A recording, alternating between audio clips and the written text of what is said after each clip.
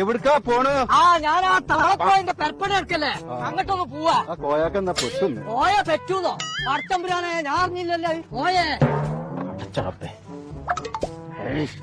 കൊടി വീര ഇന്ന് വർത്താനം പറഞ്ഞാണ് എന്റെ ചങ്കുത്ത വെള്ളം പോയി.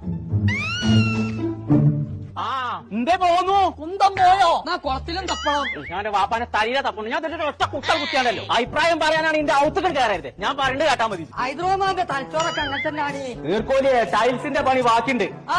അത് വാങ്ങാൻ വേണ്ടിട്ട് എടപ്പയിലേക്ക് പോണം. ഒരു പെരപ്പണി നടക്കുമ്പോ ആദ്യം കണക്കപ്പായ കൊണ്ടൊക്കെ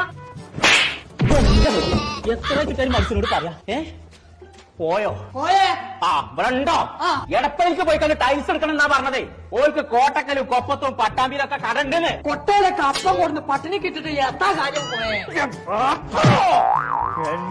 ടൈൽസിന്റെ കടണ്ട് കോട്ടക്കലും കൊപ്പത്തും പട്ടാമ്പിയിലും എടപ്പയിൽ നിന്നാണ് അതിന്റെ പേരത്. അവിടെ ആദായത്തിന് കിട്ടുന്നായി പറയേണ്ടത്.